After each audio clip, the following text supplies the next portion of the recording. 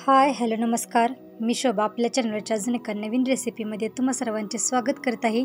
आणि आज आपण नाश्त्यासाठी शाबू आणि वरईचे आप्पे तयार केलेले आहेत, ते आज आपण बघणार आहे।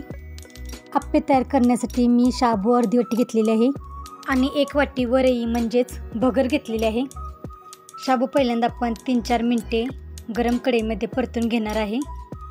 यामध्ये आपण 1 वाटी निवडून घेतलेली वरई आहे तीही आपण गरम कढईमध्ये परतून घेत आहे। तर जास्त कलर चेंज होईपर्यंत आपल्याला परतत बसायचं नाहीये, तर फक्त 4-5 मिनिटे आपण शाबू आणि वरई आपण परतून घेतलेली आहे। त्याच कढईमध्ये आपण शेंगदाण्याची चटणी तयार करण्यासाठी आपण शेंगदाणेही भाजून घेत आहे।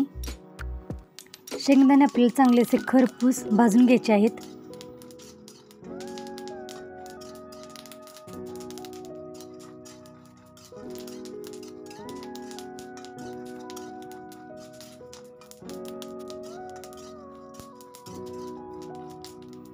भाजून घेतलेले शेंगदाणे, वरई आणि शाबू आपल्याला थंड करून घ्यायचे आहे। शाबू आणि वरई थंड करून झाल्यानंतर आपण मिक्सरमध्ये बारीक करून घेतलेले आहेत। यामध्ये आपण 1 वाटी दही घालत आहे।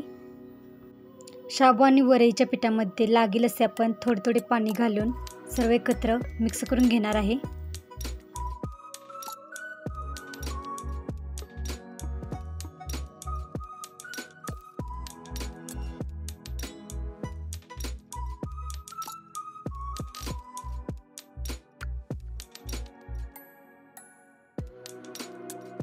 तर या ठिकाणी आपण 2-2.5 वाटी पाणी शाबू आणि वरई भिजवण्यासाठी वापरलेले आहे।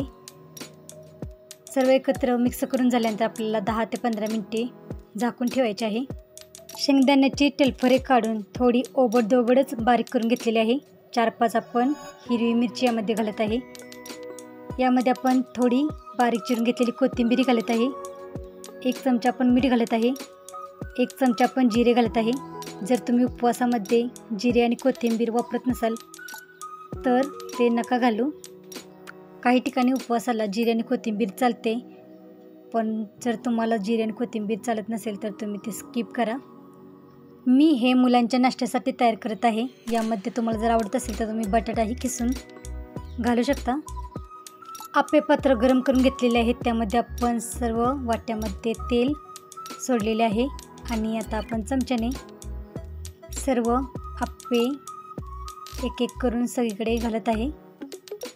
तर पहिल्यांदा आपण आप्पे भांड्याच्या कडेच्या वाट्या आहेत त्या भरून घेणार आहे आणि नंतर आपण राहिलेल्या मधल्या 3 वाट्या आहेत त्या भरून घेणार आहे।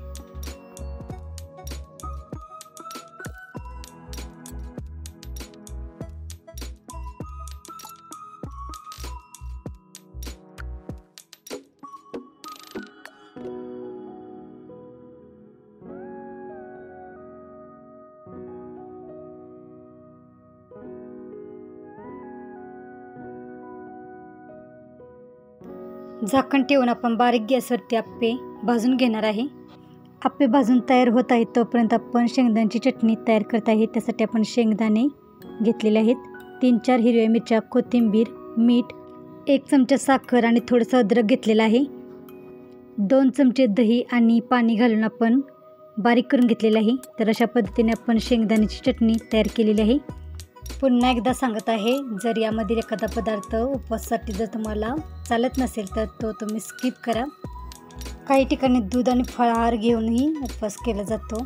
तर आपण आप्पे भाजून तयार झालेले आहेत की नाही ते चेक करूया। बारीक गॅसवरती आपण आप्पे 5-7 मिनिटे भाजून घेतलेले आहेत। भाजून घेतलेले आप्पे आपण पलटी करून घेत आहे। सर्व आप्पे पलटी करून झाल्यानंतर आपण झाकण ठेवून आप्पे पुन्हा भाजून घेणार आहे।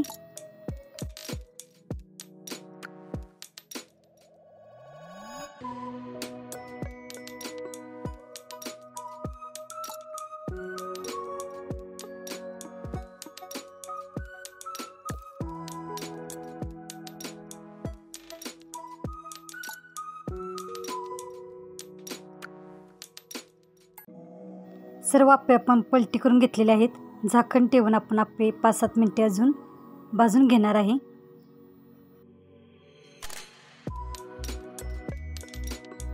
भाजून घेतलेले आप्पे आपण परत एकदा पलटी करून घेत आहे। तर अशा पद्धतीने आपण आप्पे दोन्ही बाजूंनी भाजून घेणार आहे। झाकण ठेवून आप्पे आपण अजून 2-3 मिनिटे भाजून घेत आहे।